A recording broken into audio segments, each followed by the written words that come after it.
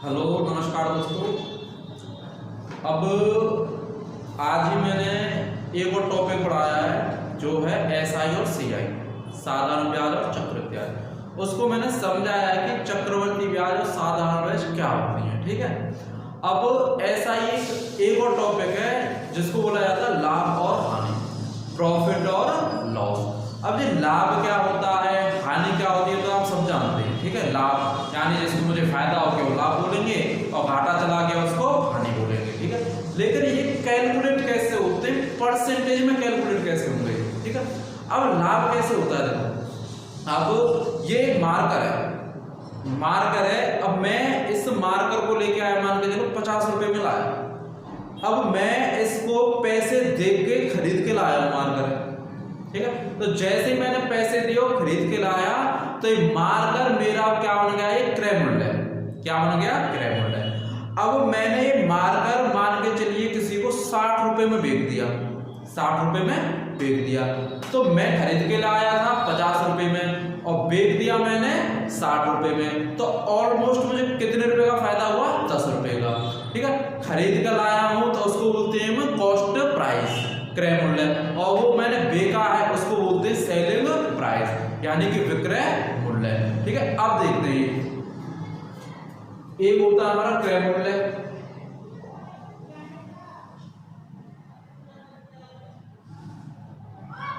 जिसे बोलते हैं कॉस्ट प्राइस। ठीक है, और एक होता है हमारा सेलिंग प्राइस, जिसे बोलते हैं विक्रय मूल्य।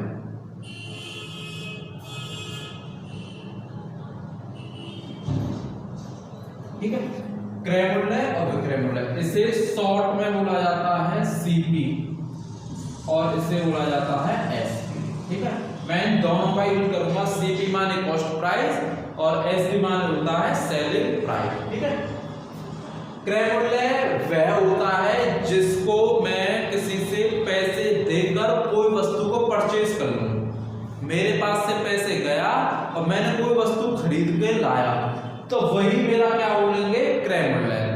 और वो वस्तु मैं दूसरे से खरीद के लाया, अब वो वस्तु मैंने किसी को बेच दी, तो उसको बोला जाता है सेलिंग प्राइस यानी कि विक्रय मूल्य। अब इन दोनों में चलता है क्या, कभी लॉस और कभी प्रॉफिट, यानी कि कभी होता है लाभ और कभी होता है हानि। ठीक है, आप देखते हैं, देखो मान के चलिए मैंने कोई वस्तु, इसके लिए आपको थोड़ी बहुत परसेंटेज आनी चाहिए और मैंने इससे जो एसआई और सीआई में परसेंटेज बता दिया हल्की सी। क्यों, परसेंटेज होती है ये बात, और मुझे प्रतिशत से कन्वर्ट करना है, बदलना है किसमें, फ्रैक्शन में।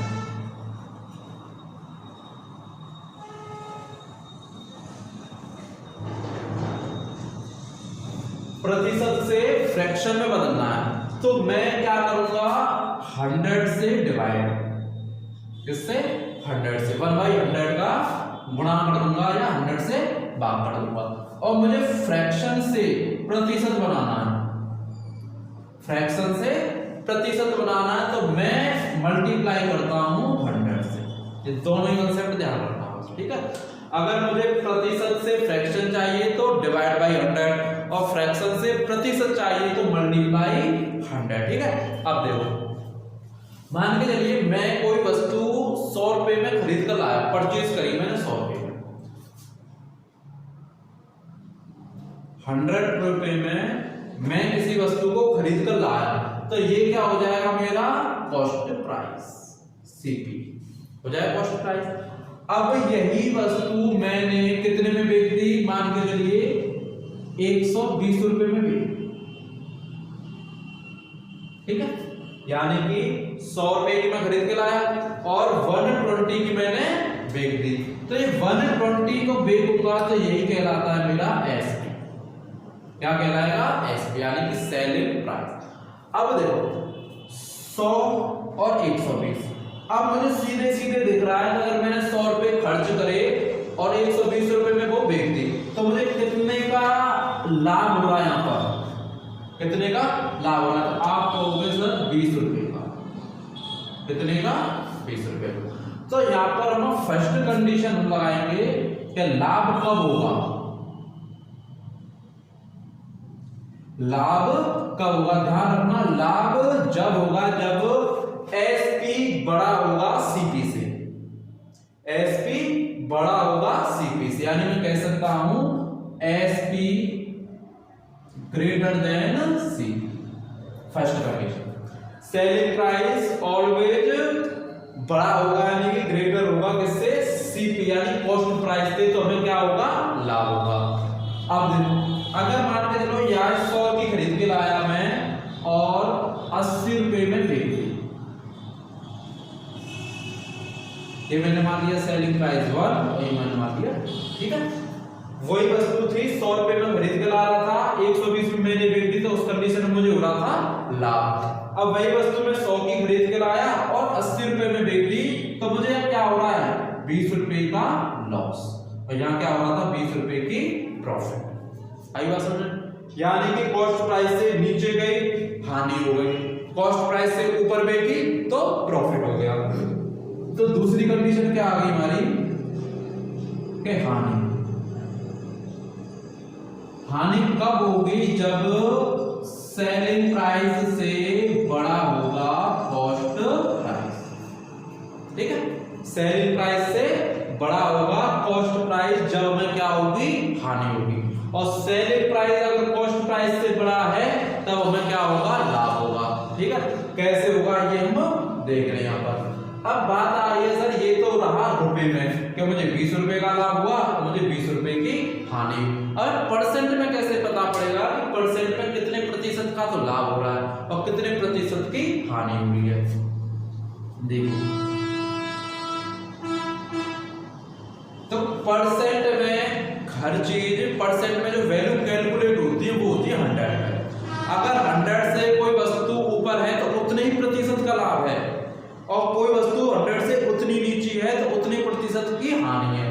यहाँ कॉस्ट प्राइस मैंने 100 माना है, तो 100 किसकी वैल्यू है? हमेशा परसेंट की वैल्यू होती है, प्रतिशत की।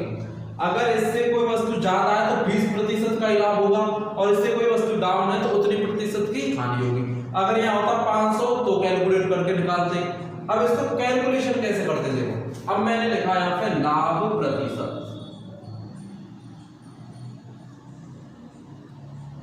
लाभ प्रतिशत, तो लाभ प्रतिशत, तो ध्यान रखना लाभ परसेंट में एसपी में से लॉस यानी कि माइनस करेंगे हम सीपी को, ठीक है। पहले कंडीशन, लाभ परसेंट में एसपी को माइनस करेंगे सीपी को। अब देखो, अब मैं कोई चीज खरीद के लाया, मार्कर खरीद के लाया हूं मैं 50 रुपए का मार्कर, 60 में मैंने बेचा, 10 रुपए का मुझे का निकालने के लिए प्रतिशत में, ठीक है, यानी कि एसपी में से सीपी घटाएंगे, ठीक है। तो मैं बता रहा था कि अगर ये मैं मार्कर है 50 रुपए का लाया और मैंने ये 60 रुपए में बेचा तो 10 रुपए का प्रॉफिट हुआ। अब प्रॉफिट है मैं कैलकुलेट करके किस पे देखूंगा?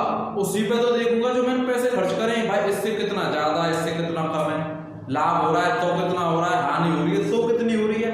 तो इसमें जो एसपी में से सीपी घटाकर और कैलकुलेट किस पे करते हैं? सीपी पर, किस पर? सीपी पर। और परसेंट बताने के लिए गुणा 100। मैंने बताया था ना, फ्रैक्शन से अगर मुझे फ्रैक्शन से परसेंटेज बनानी है तो गुणा करता हूं 100, और परसेंट से फ्रैक्शन बनानी है तो डिवाइड बाय 100, ठीक है। अब लाभ प्रतिशत यानी प्रॉफिट परसेंट, एसपी में से सीपी, एसपी कितना हमारा 120, सीपी कितना हमारा 100, और नीचे सीपी कितना हमारे पास 100 और इनटू 100, ठीक है। तो 120 में से 100 घटाऊंगा तो कितना बचेगा? 20 अपॉन में 100 इंटू 100, 100 से 100 कट जाएगा, आंसर कितना आ जाएगा? 20%, ठीक है, 20%। यानी अगर कॉस्ट प्राइस 100 है तो 100 से जितनी ज्यादा होगी, अगर ये मान के चलो 150 होता तो मैं सीधा दिख रहा 100 से कितना ज्यादा है? 50 ज्यादा, नहीं 50% है। अगर ये 100 था, यहाँ 50 में बिक रहा है तो कितना कम है? 50 कम है, तो 50% का लॉस है हमें उसमें। अगर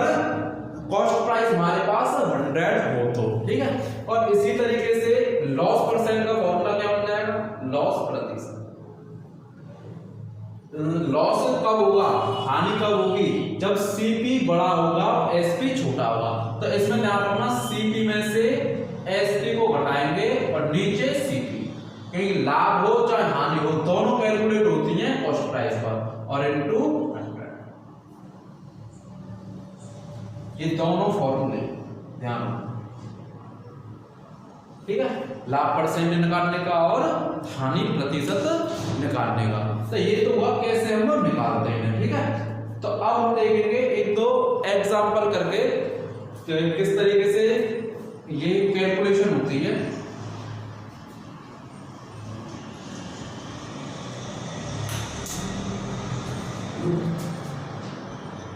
तो ये एक एग्जांपल है, ठीक है। ये लिख रहा है एक व्यक्ति 570 रुपए में एक वस्तु खरीदता है और वह 800 रुपए में इसको बेच देता है, तो लाभ प्रतिशत ज्ञात करवा रहा है, ठीक है। तो देखो खरीद रहा है तो ये क्या है हमारा सीपी, तो सीपी कितना है 570 रुपए, ठीक है। और एसपी यानी कि बेच रहा है, कितने में बेच रहा है वो 800 रुपए में, ये हमारा एसपी, ठीक है। सीपी 570 है और एसपी कितना है 800 रुपए।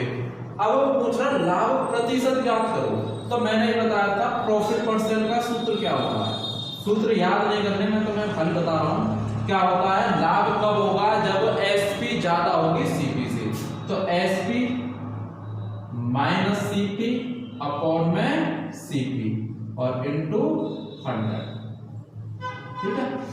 ये तो फॉर्मूला है, ठीक है। अब वो कैसे करेंगे, डायरेक्ट देखो कितने रुपए ज्यादा है, कितने रुपए ज्यादा है, तो 30 600 यानी कि 230 रुपए, 230 रुपए ज्यादा है कि नहीं, यानी इतने रुपए का, अगर रुपए में पूछे तो इतने रुपए का लाभ हो रहा है, परसेंटेज निकालनी है तो 230 अपॉन में सीपी 570 इनटू में 100। इसको जैसे कैलकुलेशन करेंगे तो क्या आ जाएगा हमारा लाभ प्रतिशत, कितना आ जाएगा 2300 अपॉन में 57, ठीक है। ये आ जाएगा इसको फ्रैक्शन में लाभ परसेंटेज, चाहे तो इसको इसमें रख लो, एसपी में से जैसे मैं सीपी घटाऊंगा तो भी कितना आएगा 230, नीचे वही रखेंगे सीपी 570 रुपए और इनको कर देंगे 100 रुपए, ठीक है। इस तरीके से क्या निकलेगी हमारी वैल्यू निकलेगी, ठीक है। अब मान लो यहाँ पे होता 600 रुपए, 600 रुपए क्या थी कॉस्ट प्राइस और 800 रुपए में मैंने बेच ली, तो अब इस कंडीशन में कितने का हो रहा है उसको लाभ 200 रुपए का, ठीक है। तो नीचे क्या आता है, यहाँ पे आता 200 और यहाँ आता 600 रुपए, ठीक है। तो 2 जीरो से 2 जीरो खत्म, 2 से कितनी बार 3 बार, तो कितना आ जाएगा 100 अपॉन 3, तो कितना आ जाएगा 33 सही 1/3%। ये इस कंडीशन में इसको क्या होगा लाभ होगा। तो ऐसे हम लाभ और हानि, अगर इससे कम होता तो हानि होती, अगर इससे ज्यादा है तो इस कंडीशन में क्या होगा लाभ होगा। और अब एक और इसमें है, उसको बोलते हैं बट्टा, क्या बोलते हैं बट्टा, यानी कि मार्केट प्राइस एमपी, एमपी पे बट्टा दिया जाता है, बट्टे को बोलते हैं छूट डिस्काउंट, ठीक है। अब उस डिस्काउंट को देखेंगे कैसे होता है। डिस्काउंट का मतलब होता है किसी वस्तु को आप खरीदने जाओगे तो उस पर चिट लगी रहती है, चिट लगी रहती है तो उस पर लिखा रहता है 15% का डिस्काउंट, 10% का डिस्काउंट, 5% का डिस्काउंट। तो जो डिस्काउंट है ना वो दिया जाता है मार्केट प्राइस पर। मार्केट प्राइस पर क्या दिया जाता है डिस्काउंट। प्रॉफिट और लॉस दोनों निकलते हैं हमारे कॉस्ट प्राइस पर और डिस्काउंट निकलेगा मार्केट प्राइस पे, जिसको बोला जाता है एमपी। क्या रखना, क्या बोलते हैं एमपी, मार्केट प्राइस।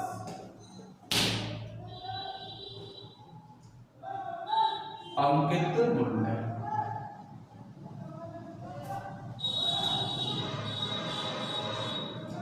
अंकित मूल्य, इस पर डिस्काउंट दिया जाता है, ध्यान रखना। अब इसको समझते क्या होता है, ठीक। अब मैंने माना कि एक दुकानदार कोई वस्तु खरीद कर लाया, एक दुकानदार एक वस्तु खरीद कर लाया और उसने उससे 50% अधिक उस पर चिट लगा दी, उस पर उसने फिक्स कर दिया।